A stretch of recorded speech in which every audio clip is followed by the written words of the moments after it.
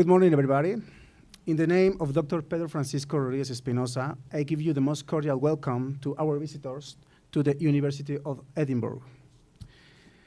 The Cátedra Patrimonial in Medio Ambiente, Dr. Héctor Mayagoitia Domínguez, aims to reinforce the lines of research and postgraduate courses of the National Polytechnic Institute by creating spaces for dialogue on issues of the environment and sustainable development between academics, representative of civil society, decision makers, and high school student and postgraduate students.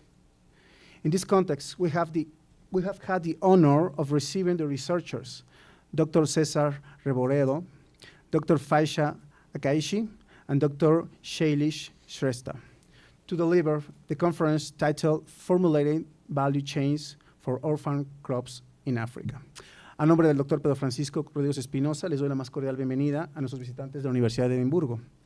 La Cátedra Patrimonial en Medio Ambiente, Dr. Héctor Mayagoitia Domínguez, tiene como objetivo reforzar las líneas de investigación y los posgrados del IPN mediante la creación de espacios de diálogo en temas sobre medio ambiente y desarrollo sustentable, entre académicos, representantes de la sociedad civil, tomadores de decisiones y estudiantes a nivel medio, superior y posgrado. En este contexto, hemos tenido el honor de recibir a los investigadores Cesar Revoredo, Dr. Faisha y Dr. Leglise para impartir la conferencia titulada Formulating Value Chains for Orphan Crops in Africa. En este momento le doy la palabra al doctor Pensado para que nos haga una breve presentación de nuestros invitados. Muchas gracias por asistir. Sí, gracias. Buenos días. Good morning to all. ¿Quieres prestarme? Okay. Sí.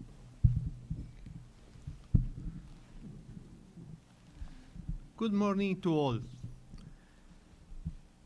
Within the framework of the CIIEMAD-IPN Heritage Here in Environment, Dr. Héctor Mayagoitia Domínguez, the CIIEMAD-IPN, the keynote lecture, Formulating Value Chains for Orphan Crops in Africa by Dr. Revoredo. He is one of Europe's leading economists specializing in food security and agri-food value chains. He currently has more than 100 high-level scientific publications. The excellent scientific research team he has built up in Scotland is one of the most competitive in the field in the UK, providing governmental advice and consultancy to dozens of companies and business associations. In the research team he shares with the IPN in Mexico, he also collaborates with researchers from Nepal, Kenya, among others.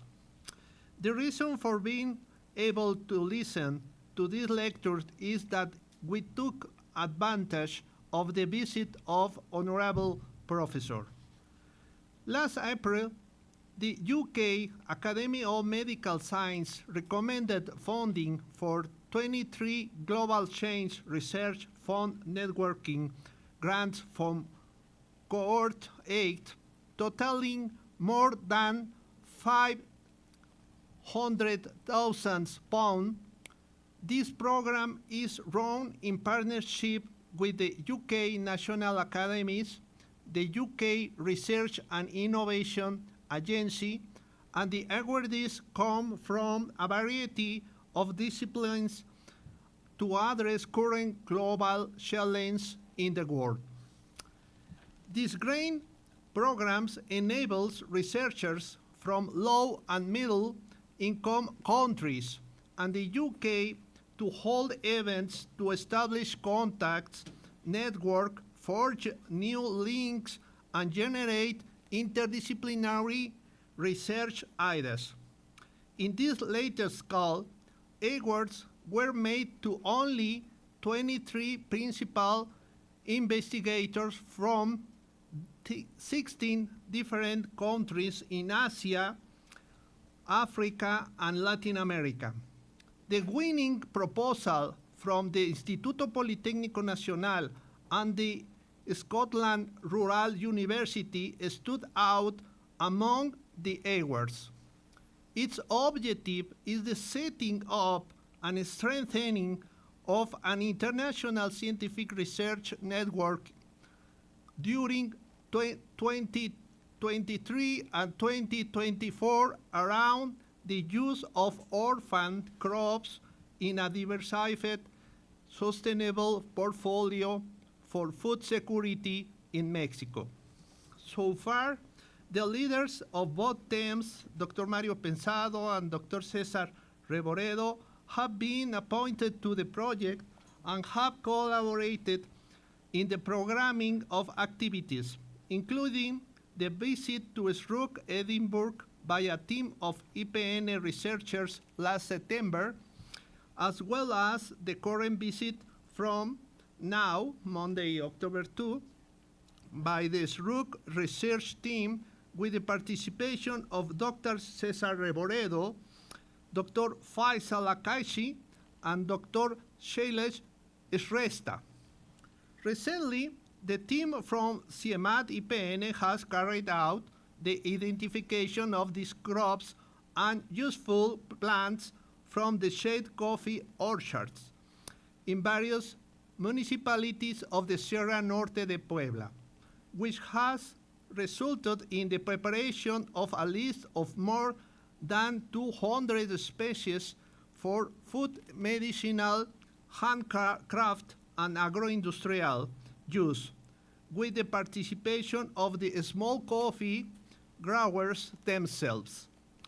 This material will be used by both teams to collaborate on 5 and 6 October in participatory meetings with small coffee growers, technicians, and experts from the area where Dr. Pensado IPN research team has been conducting its scientific research for more than 10 years. Now, with you, the Professor Revoredo, please, go ahead. Muchas gracias, Mario.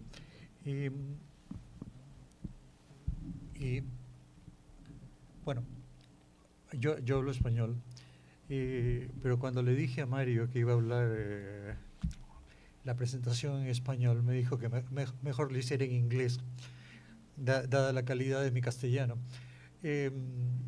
Entonces, por eso, ¿cómo se llama?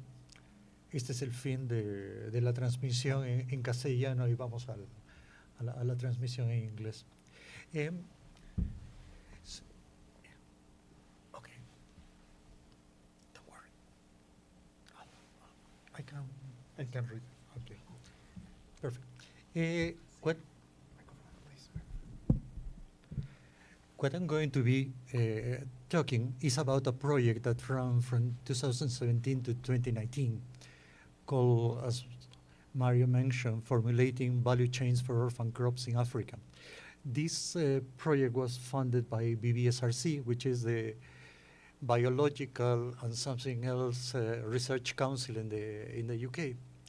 I led this project. I was coordinator, and the co-investigators were Professor Fiona Burnett, who's a crop scientist, and Dr. Tiffany Good.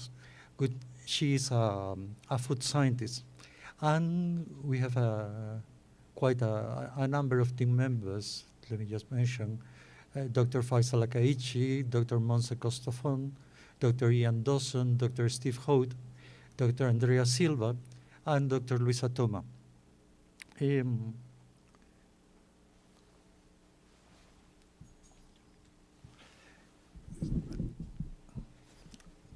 So let me sort of give you the thematic summary of the project, so it puts you in context. The thematic area was systems that deliver safe and nutritious food for all, particularly put agriculture in the bigger context. I mean, in the wider landscape, and this was a sort of a foundation award for the BBSRC. So the idea was to build upon this project. In terms of the project partners, we had, food marketing research, that is my team, the Edinburgh Complex Fluid Partnership from the University of Edinburgh. And they specialize on basically doing food science solutions for companies. And it was very, very handy, as you're going to see. And then the SRUC crops and soil systems. So probably let me start from the idea of the project. I mean, what we saw and what we wanted to convey with the project. Basically, the idea was to bridge the supply part of the orphan crop research that was being done, particularly by the African Orphan Crop Consortium that is based in Kenya. And with the demand part, what we saw is that most of the work was being done on the supply side without being having a counterpart on the demand. And the idea is very simple. If science is not uptaken, it doesn't have impact. I mean, it's just for fun. So we wanted to do this sort of bridging between the supply and the demand. And by demand, I don't mean just necessarily consumers. I mean all the components of the demand, which are processors and of course everything that goes out to consumers. So the three parts of the project were the supply chain analysis, which is the part that the food marketing research was in charge, the part of new ingredients and foods based on orphan crops, and try to find solutions to bottlenecks in the production of required orphan crops. And this project ran for Ethiopia, Malawi, Nigeria, Tanzania, Uganda, and Kenya. And the main reason for these countries, besides, I mean, of course, all being African, is because there was information about the demand for this country. I mean, you have information from the Living Standard Measurement surveys that have provides information on the demand side of this. So, why orphan crops and what's the logic of this? I mean, there are several food security challenges currently. One that has been probably more and more important, and depends on what part of the world, is the growing world population. And the typical one that, of course, that population will need to be fed.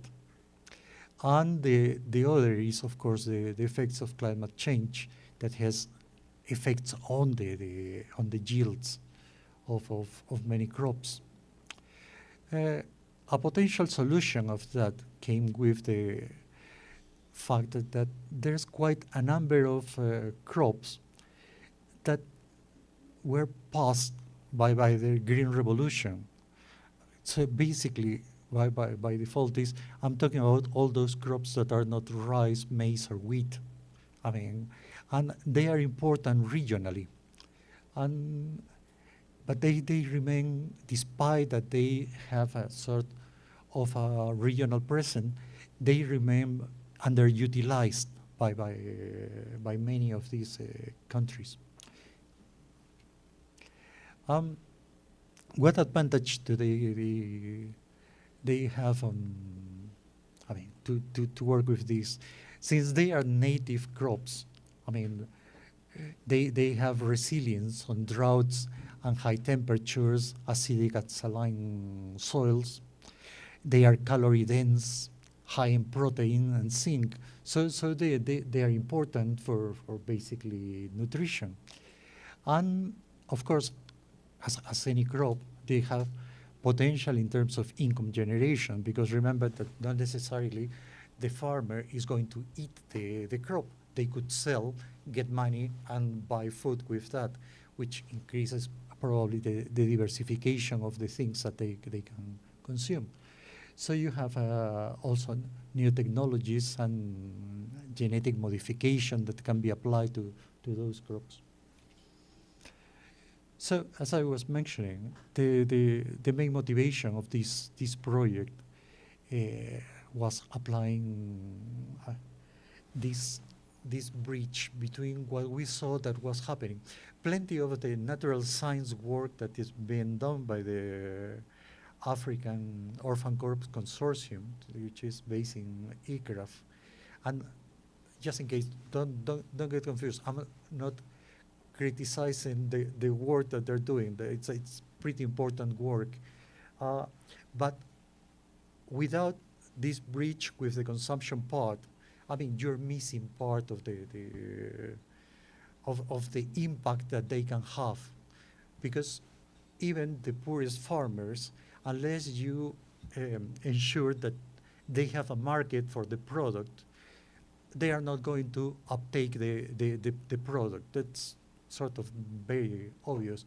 And I'm talking about not necessarily commercial farmers. I'm talking also about peasants. I mean, if you see the literature about what percentage is commercialized of the crops of peasants in Africa, you're going to see that the percentage, in contrast with many of the studies done in the 70s, it's actually pretty high. I mean, they depend a lot on the market. So their strategy, the strategy of the Orphan Crop Consortium, doesn't incorporate a demand, and this is something that we thought novel to the project. Now, the link between supply and demand is not straightforward. You need to build, because although these crops or products are regional, they are not important anymore. Their role is quite small currently on the. So, and think in terms of even more complications that you see in Africa. The problem of what's called the westernization of diets that are changing completely because the influence of, probably you've heard all the discussions of ultra-processed foods and all that. So that makes even more difficult if you want to introduce or reintroduce these orphan crops into the diet. Okay, so I suppose most of you must know what's value chain analysis, but just to put you up to speed. So basically, value chain analysis is an analysis of all the operations that happen from the moment that the product is created to that it reaches the final consumer. I mean the final. It was started with Porter in 1985, and the key idea is the creation of value along the supply chain. I mean, that's basically the difference with supply chain, value chains. I mean, the physically things are basically the same. The only difference is that the value chain emphasizes the adding part, the component that you have along the chain. The other nice thing about the value chain analysis is that it's amazingly broad, and you can apply it to different cases. You can apply at the level of a company and all the things that go on that, but also you can apply that to on an aggregated basis to a particular sector, and probably nothing is closer to the complexity that one see on supply chains, that when you see for instance, the input-output tables that have this cross of all sectors giving inputs to other sectors. So that gives you about this sort of complex network that you see in value chains. So, as I mentioned before, the project had 3 parts, and I'm going to go very quickly on the 3 of them. First one is the value chain analysis, and that was the reason why I did that introduction. And the idea was to help scientists to pick the crops that we were going to study. We did this at the beginning of the project, and we picked two crops. That one was finger millet and the other was amaranth.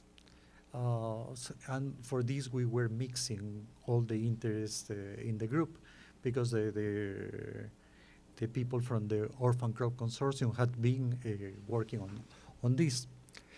Then the other part, and I mentioned the importance of the living standard measurement surveys that were for these countries, was to examine the orphan crops and their role on the diets. I mean, what were they playing, how important it was in terms of the nutrients that were provided to the diet. Then to analyze we have information about the launching of new products that comes from a market research company, the Mintel. And this database, which is the Global New Product Development Database, allows you to know, and now they have more information for Africa, what products are launched and what are the main ingredients of these products. So you have an idea whether these orphan crops are important or not. Then the other part was to study the particular supply chains, and we decided to do case studies on that, and do additional work on on-demand preferences. As I mentioned before, the issue of preferences is key. You cannot give people consumer products that they don't want to eat. I mean, you need to sort of play with the preferences so they uptake the products that are important. In terms of new ingredients and food base, that was the part that the University of Edinburgh was food scientists were working on. The idea was basically to support the reformulation of these orphan crops, and the idea was to insert the orphan crops into the industry, so the industry could demand those orphan crops for to produce things like flours that could be used for bread, because they actually the range of products that these orphan crops are currently used is very limited. Many of them, as in the case of porridge, I mean, are only used as in the case of millet, are only used as porridge. So they would recommend recipes and methods because if you compare the case, for instance, of millet that I'm going to be speaking in a bit, with the case of rice, wheat, and maize, you will see that the processing sector keeps inventing technologies to process these main cereals. So you want that to happen also for the orphan crops, so the industry is going to uptake that part. And of course, I mean, there's one part that is related to farming, which is the solution to bottlenecks in production. Remember that, I mean, you need to sort of apply genetics and different techniques that are going to increase the the yields, the resilience of these crops. And so there's quite a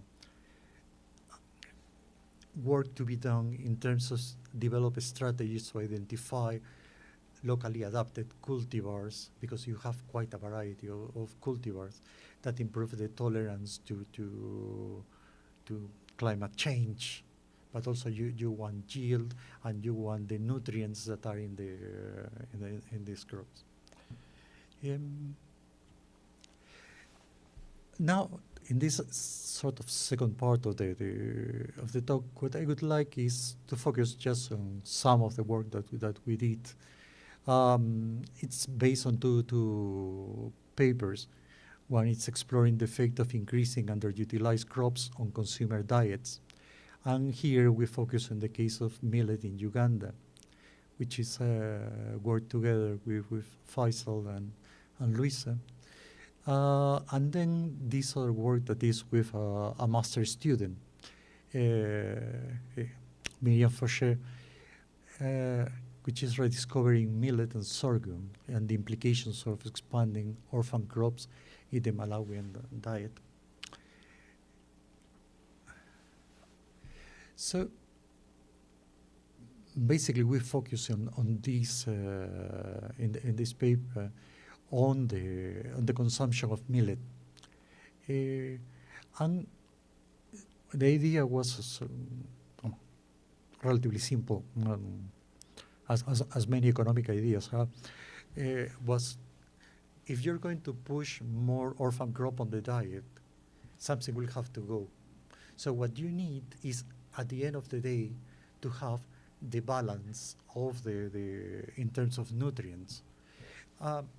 This sort of contrast, probably I talked that more than once about natural scientists. I don't have anything against them, but something that is very typical in the natural science literature is that they tend to sell a product like an orphan crop as its advantages. I mean, all these, as we say in Peru, this product is la papa. I mean, it's the best type of product. It has amazing nutrients, and it will revolutionize your diet. But they don't consider that if you input this crop into the diet, something will have to go. If something has to go, you have to balance these nutrients. I mean, you need the net effect on the nutrients. If everything improves, brilliant. That's what you want. But something has to go. We focus, as mentioned, on cereals due to several reasons. One is because cereals it's an important part of the diet. Probably the nice thing is we adopted a method that was used by Xavier Ears, basically to measure something very similar, which is what happens if I increase the amount of fruits and vegetables onto the diet. That paper, the basis of that work, which was microeconomic work, was based on the work of Jackson in 1991 in the context of constrained demand analysis.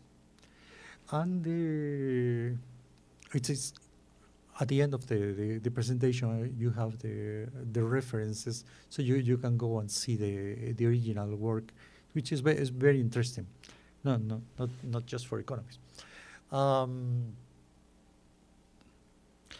And the preferences were introduced in the work in the form of price and income elasticities, which reflects not just the changes in prices, but reflect the changes in prices and income are going to have given the preferences. Okay, there's no economist that cannot put a bit of math, so here it goes. This is the shape of the typical consumer problem. And this is what in economics we call the primal problem. And it says basically X here is a vector of products, and this is the maximization of utility. Utility in economics is basically a device that allows us to put something that is very difficult to bring, which are the consumer preferences. So you maximize that utility, you do as best the preferences, subject to prices times the quantities consumed that are lesser or equal than the income. So that if you remember your economics, that it's the typical consumer problem. The problem is we want to expand this to put an additional constraint, which in this case is the quantity of millet on the diet has to be not less than this one. So if you have estimated your demand, you need to modify the demand to include this additional constraint. And here comes the sort of the nice part. So in economics, shadow prices, when you have a problem that is constrained with an additional constraint, shadow prices are those shadows prices, are those prices that if you apply them into the problem, they are going to give you the same result as if you were constraining the problem. Okay? And so basically the key of all the story is try to find a way to map the constraint and the unconstrained problem to solve the issue. I'm not going to go in detail on this one, but basically what you have there is the link of this expenditure function for the wheel. I mean that accent on top of the C or on top of the P or on top of the H means that this is the constraint problem. But basically this maps the constraint and unconstrained problem. And once you have that, basically you're going to compute the Lagrangian problem, the constraint optimization problem, that has that mapping part there, subject to the additional constraint, which is the one that in this case is the one coming from imposing a quantity of millet that is not less than an amount. Of course, this requires duality. The problem that I presented before, that was the primal, has the issue that we don't know the utility functions of people. I don't know your preferences, you don't know my preferences. So you always go to, in modern economics, through duality.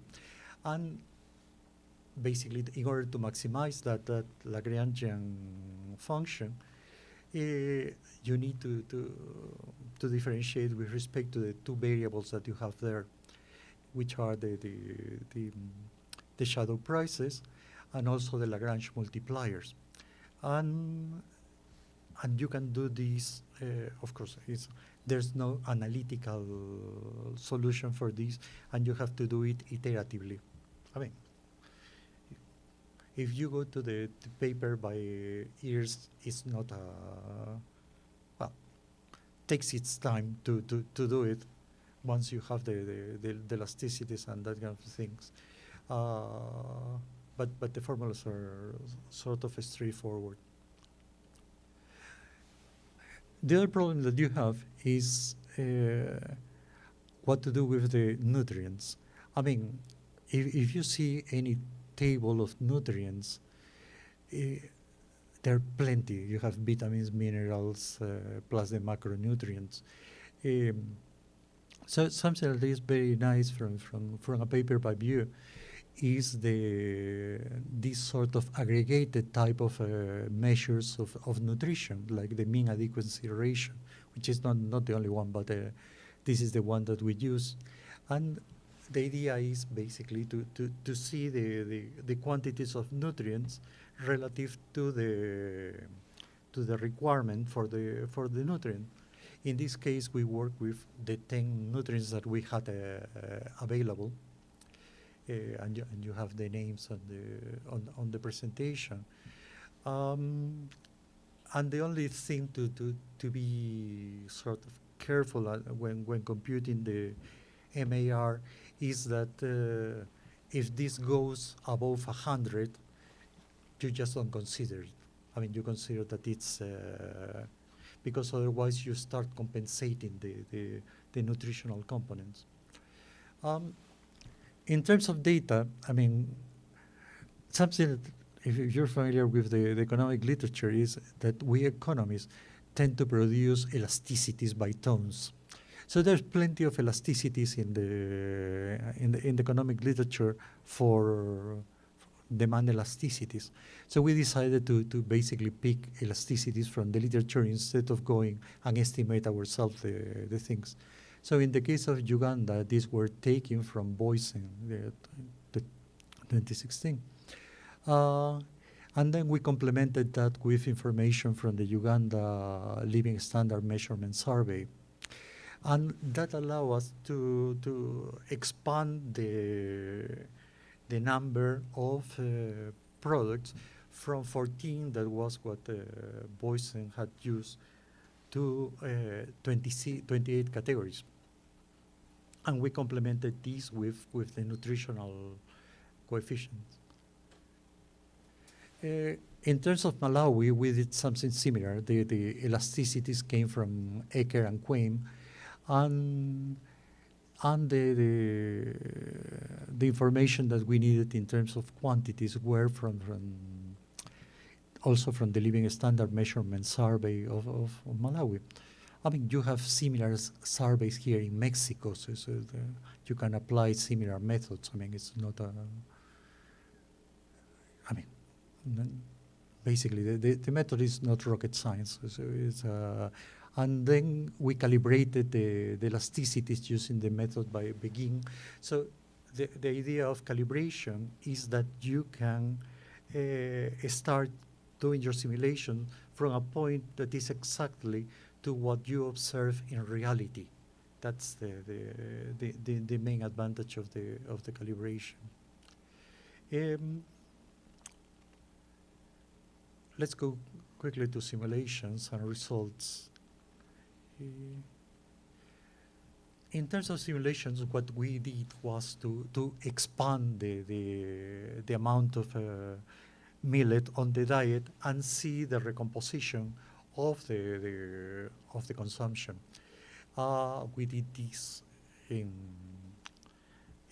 both in Uganda. In Uganda, we have 3 socioeconomic groups because, of course, each group has different consumption, and this was the results. Here I'm just presenting rural group because the rural and the poor urban group were very similar. So that gives you a flavor of what happened. So this has the 3 cases. The baseline, which is the original one, and what happened when you increase by 50% and by 100% the millet. And so you can see that the changes are minimal, and not all of them go on the same direction. Some of the product go down.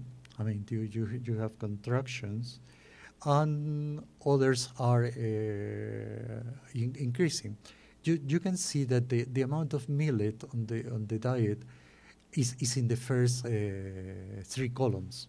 I mean, the first 3 parts. So that gives you the idea why you have to consider the net of nutrients.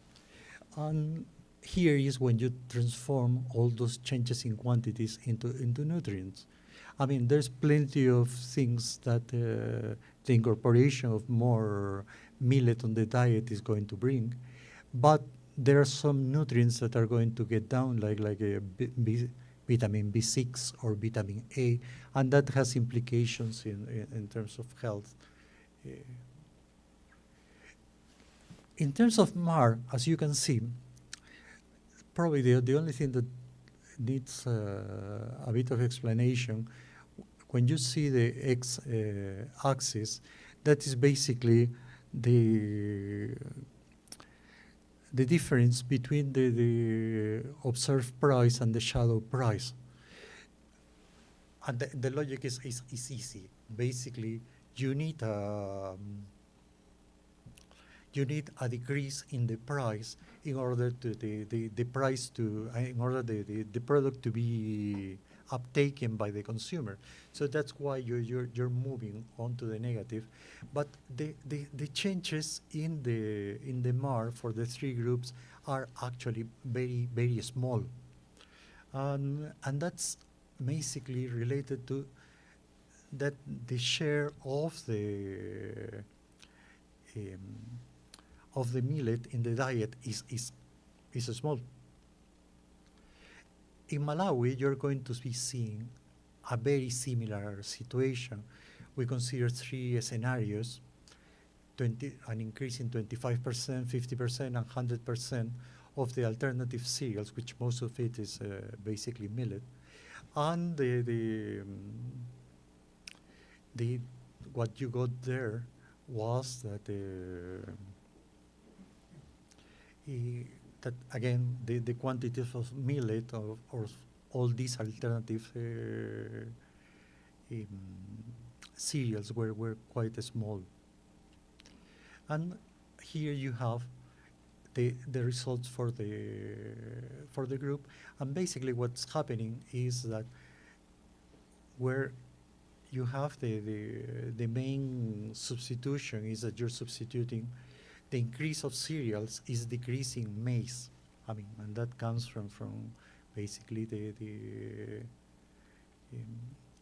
due to the substitutions that consumers done, and that's related to their preferences. This is what's happening in the case of the nutrients. As you see, you have ups and downs. You have the drop in vitamin A and vitamin B12. But you have increases in energy, in protein, in iron, which is things that are related to the millet. You have similar results for the case of urban groups, changing food quantities and you will have the possibility to see the presentation in detail and see the changes. I mean, but what is important in all these simulations is that what you need is to consider the net effect on the nutrients due to the incorporation of the increasing millet. And here you have again the mean adequacy ratio, and you can see that they don't move that much, and you're moving on that direction because actually you're decreasing the price of the millet. And the thing is, we didn't go beyond that because that could have implied shadow prices that were negative, and you're not going to. I mean, you're not going to be able to sell millet at negative prices. Of course, one possibility is to subsidize the thing, but the idea is not to go there. So, almost finishing this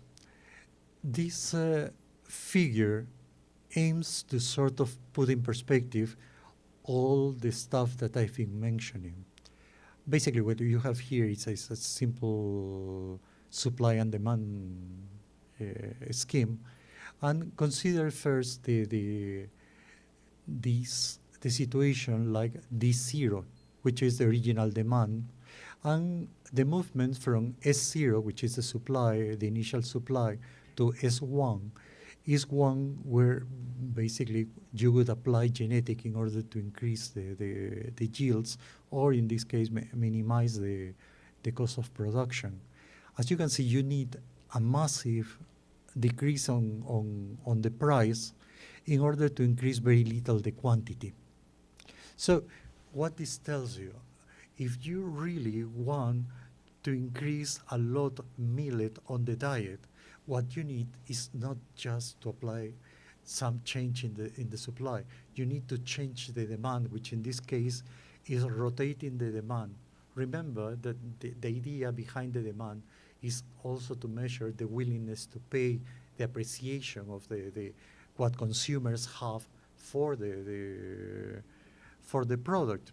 So you need the consumer to appreciate this product. If you do so, look at the movement or the quantity goes from that initial Q0 to a Q1 that is much, much bigger. And you have a full expansion of the supply. I mean, you take advantage of that work on genetics that people are doing, because the consumers are uptaking the product. So my final remarks on this work, or this sort of little piece of work that we've done, is that you need to work on the consumer part, because plenty of these orphan crops have been abandoned by consumers. And the example of millet is just one case, but like that there's many others that are in similar cases. So you need to do work on consumers and also on processors to increase their appreciation for the crop. Probably the other way to say it is you need to create a market or remarket all these orphan crops products. It's not just to expand the supply, because no farmer is going to expand the supply if you don't have demand to sell this thing. A paper that I do recommend is one by Giha from 2017. It's an ethnographic paper. It's not an economist. And in contrast with what plenty of you hear in the literature, what she said in her paper is that you cannot appeal consumers just talking about biodiversity, about climate change, and all that. You need to bring other things, and things like that is things like taste, like entering into the diet. In order to enter into the diet, these other things have to be considered. Don't expect that because you spoke about biodiversity, climate change, and all the advantages of these orphan crops, consumers are going to embrace them. That won't happen. I mean, that's so you need basically to work on these preferences on consumers. You need to analyze. You need elements of marketing, elements of what companies do when they introduce products into the market, because basically what you're doing is reintroducing orphan crops into the market.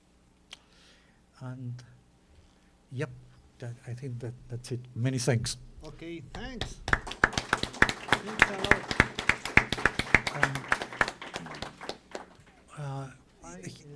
Here you have the sort of list of references that may useful. And finally, I would like to acknowledge, our funders, and including the Scottish government, and also Xavier Ears and Pierre Leroy. Mhm. Thank you. ¿Habría alguna pregunta quisieran hacer? Or comments. Go ahead. ¿Puedes hablar en español? Bien. ¿Te puede entender? Bueno, la primera pregunta era acerca de, si entendí bien, Ujú. creo que mencionó que eran productos transgénicos o que tenían una modificación. Entonces, si ha encontrado leyes en contra o a favor de esta implementación, y cuál ha sido la percepción de la población destino Ujú. acerca de este tipo de productos. Esas serían mis dos preguntas. Y no sé. ¿Otra persona Y- había levantado la mano? ¿Sí?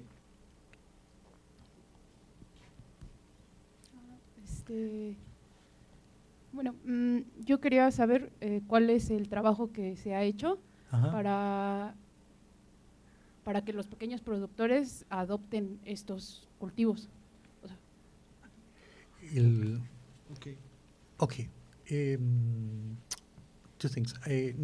No, if I understand the products that I'm speaking are not transgenic. Are basically orphan crops. What I was mentioning is to use these products on the production of flowers on the industry in order to improve the quality of the products, but not transgenic product.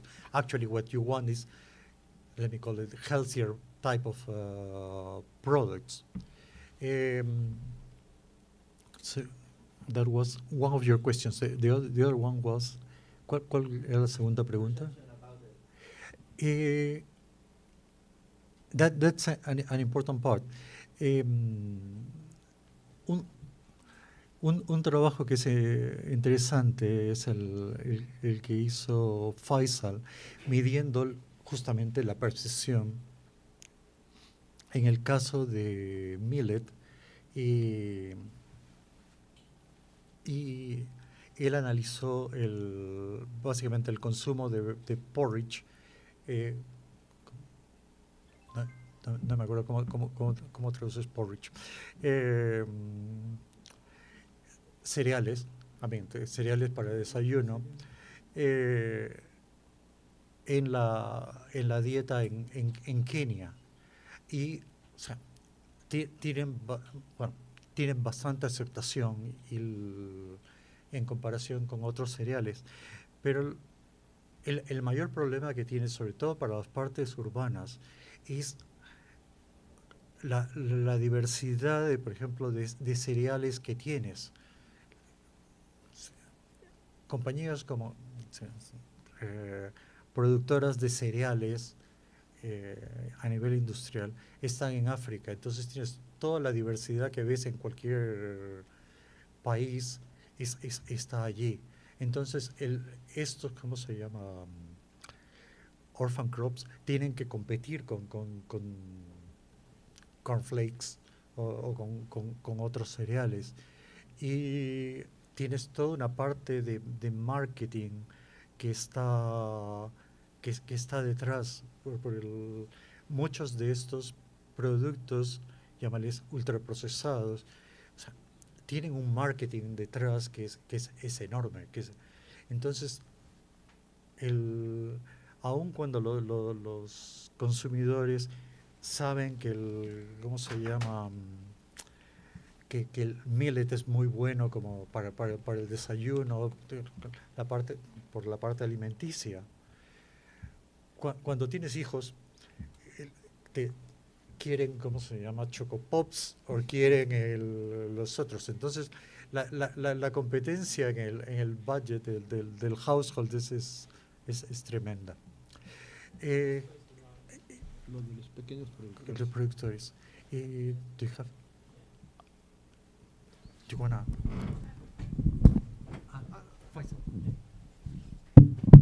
Just to add, in the case of porridge, for consumers, we found that the best way is to mix them. So instead of replacing, say, maize or corn by another orphan crops like millet was not accepted by consumers. There is a small segment who are kind of keen to try them, but their taste is quite strong, it's a bit bitter. So we found that the best way is to mix them with quite traditional and common other type of cereals, like, for example, maize or other type of cereals. So those typical and popular cereals, they mask the strong taste of the orphan crops, but at the same time, you get the nutritional richness from the orphan crops. So I don't think that a total substitution of the popular ones with the orphan crops is going to work with consumers straight away, but it needs to be something in between, okay? And mixing them together, especially in processed type of food. If you can add them as an ingredient, not necessarily the main ingredient, but is one of the other ingredients, then consumers tend to have higher acceptance. But have in mind the taste. The taste is a big factor there. I mean, their taste is quite strong, and they are not familiar with it. Plus the color and the convenience and other stuff. Okay. In terms of the what's being done for farmers to update the, well, you have plenty of work, as I mentioned, that is being done on the characteristics of the crop, but I think there remains to do plenty of work to deal with the demand for this product. If you want the small farmers to uptake them, I mean, some of this work it's been done, for instance, by ICRISAT. I mean, there's work done in India on trying to create new products with this. With millet and expand that. But my feeling is that there's still plenty to do. I mean, it's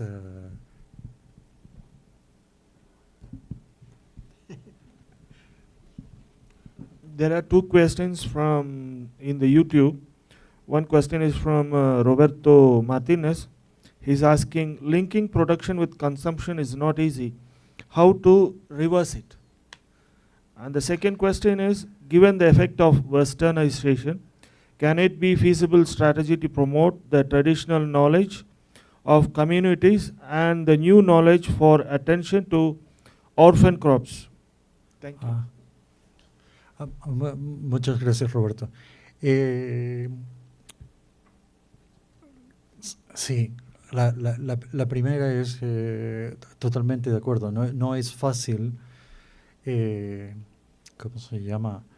Juntar la oferta y la demanda. Es tremendamente complicado, pero por otro lado no veo otra solución que hacer eso. O sea, no es suficiente invertir montones en la parte de oferta si uno no va a asegurar una demanda para ese producto. O sea,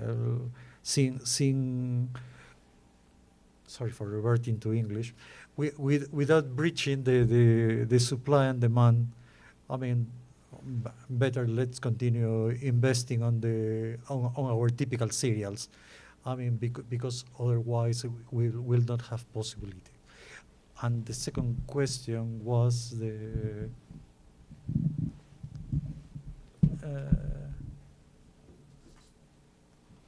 The second question is, given the effect of westernization. Westernization of the diet. Yes, I mean, that's another of the challenging that I was mentioning.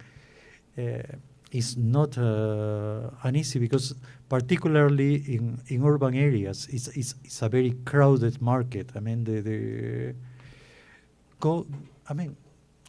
just go and look any supermarket. For me, the supermarkets are a very nice field of study, and look at, for instance, the number of products that you have for breakfast cereals.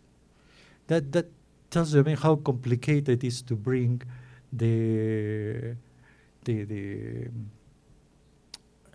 more orphan crops for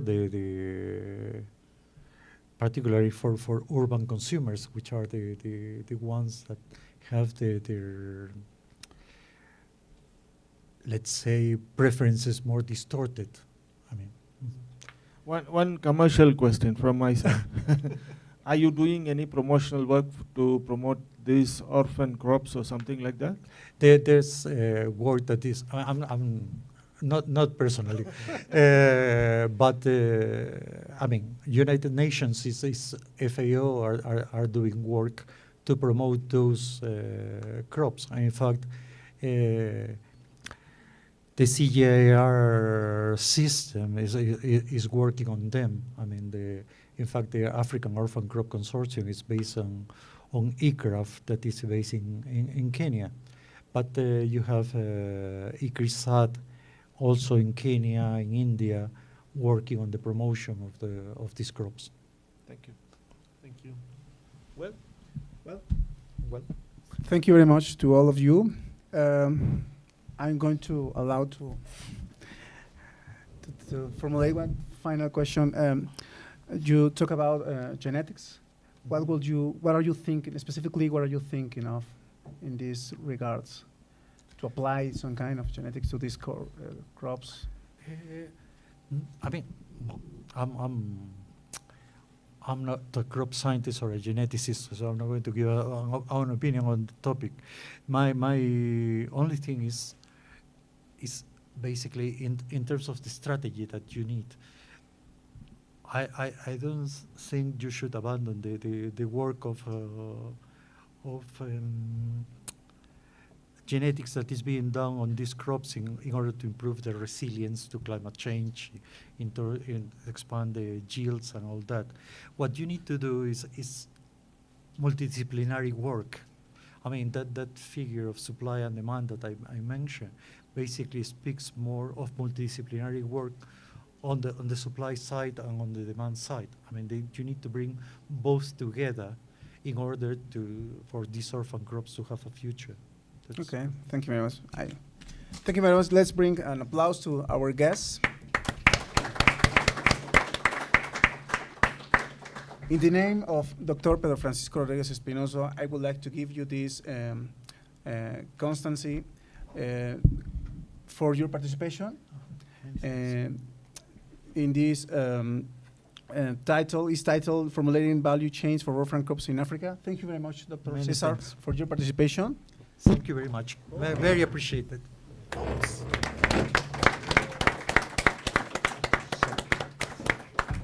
Thank you very much to all of you for being here with us. Bueno, muchas gracias.